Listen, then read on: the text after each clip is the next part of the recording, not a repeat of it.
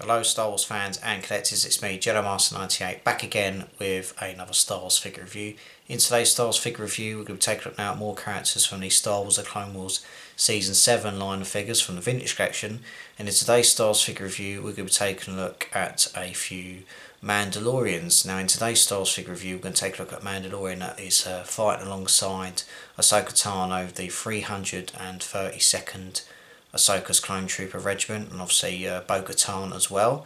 This character is obviously a Mandalorian that obviously changes his allegiances from following Darth Maul's rule to eventually following Bo-Katan to free Mandalore from Darth Maul's rule. Now the character we're going to take a look at today is this one. It is the Mandalorian Death Watch Airborne Trooper from the Star Wars The Clone Wars Season 7 as part of the Star Wars The Vintage Collection line of figures. Now this Airborne Death Watch Trooper, I have to say, is really cool. I was really impressed when I first saw the images of this character being released as part of the Vintage Collection. Obviously Star Wars fans have been crying out for characters from the Clone Wars Season 7 to be released. Obviously they've released Darth Maul, Ahsoka Tano, the 332nd Ahsoka's Clone Trooper, and obviously the Mandalorian Death Watch Airborne Trooper hits this one out of the park. This one is fantastic, and the other Mandalorian Trooper that we're going to take a look at in a future review is just the same as well. Really extraordinary figure, and I love everything about this figure in terms of articulation, paint apps especially, and the sheer detail on the Mandalorian armour. So that is the Death Watch Airborne Trooper. We'll take a look at this fella in a few moments, but first we're going to take a look at the Vintage Collection packaging that comes with this figure. As you see, this is the vintage card for the Mandalorian Death Watch Airborne Trooper. At the top, obviously, you've got the price I paid for the figure, the Star Wars The Clone Wars logo there. Just underneath there, you've obviously got the Mandalorian Death Watch Airborne Trooper name, a shot of the character in action, the Kenner logo at the bottom, and obviously the plastic bubble that protects the figure. Turn it round, you've obviously got other figures that appear in the wave, the Star Wars logo at the top, and obviously some legal stuff at the bottom. So you've got a really nice shot of this character in action. So that's the packaging for the Mandalorian Death Watch Airborne Trooper. We'll take a look at this character in more detail, and I'm going to start off with the articulation. As you see, the Airborne Trooper from the Death Watch. He does come with movement at the head, there's movement at tops of the elbows, shoulders and in the wrists. Torso is really good.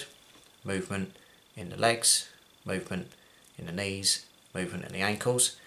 Accessories wise, really good. He does come with two blaster pistols, one in his right hand and one in the holster there that I can remove.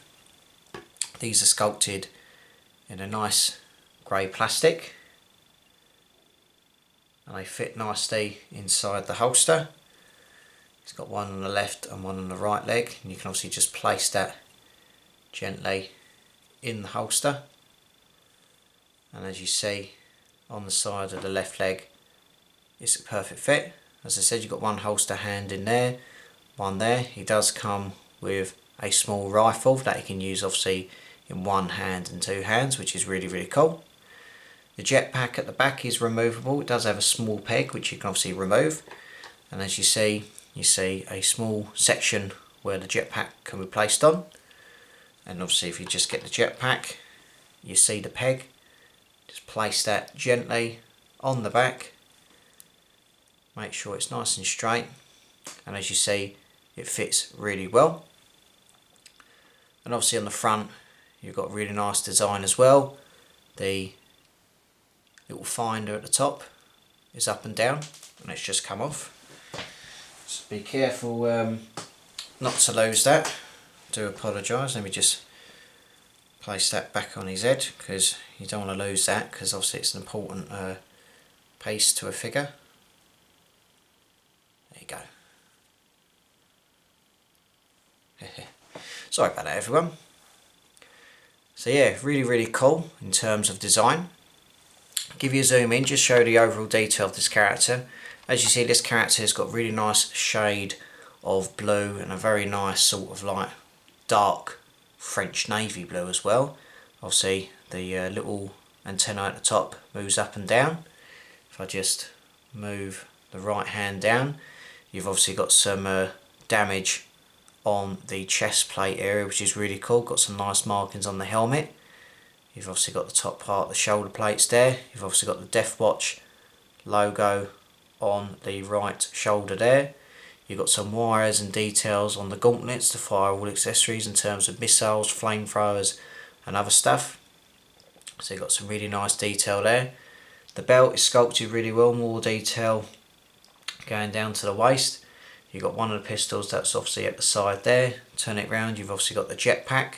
Talking about the jetpack in this term, I would like to have seen Hasbro had like say a few little thrusters in terms of little sparks of plastic flames that you could just stick on there that have made the detail even more better, but it is what it is. If I just turn the figure around, you've obviously got the knee plates as well.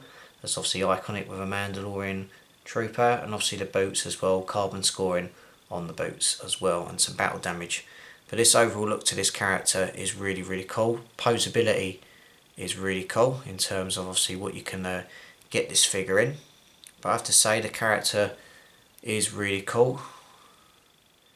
Really cool design of the Death Watch Airborne Trooper. Like I said, the poses are really cool. Very, very symbolic to the Star Wars universe. But no, I absolutely love the accessories and the articulation and the overall detail in terms of battle damage and everything. Like I said, we do see these guys in action fighting alongside the clone troopers in the TV series. I say fighting alongside the clones to try and obviously get Mandalore free from obviously the tyranny, the evil tyranny of Darth Maul. And obviously they fight other Mandalorians that obviously wear red armour as well. And obviously they have little spikes on the top of their head to symbolise and idolise Darth Maul. But the Mandalorian Death Watch Airborne Trooper is a really fantastic figure. A really, really cool design of a Mandalorian Trooper. Who knows, we probably could see some of these in the third series of The Mandalorian, but what we got of them in the Star Wars The Clone Wars Season 7 arc on Mandalore was really cool. But other than that, I'm thoroughly impressed. The paint applications, articulation, and especially the detail on this armour of this cracking character. So that's pretty much it for the Mandalorian Death Watch Airborne Trooper. I'll be back with many more Star Wars reviews very soon. Be sure to obviously subscribe to the channel, follow me on Facebook and Instagram, and I will see you very, very soon. So until next time, thank you very much for watching. Take care, look after yourself, and as always, may the Force be with you.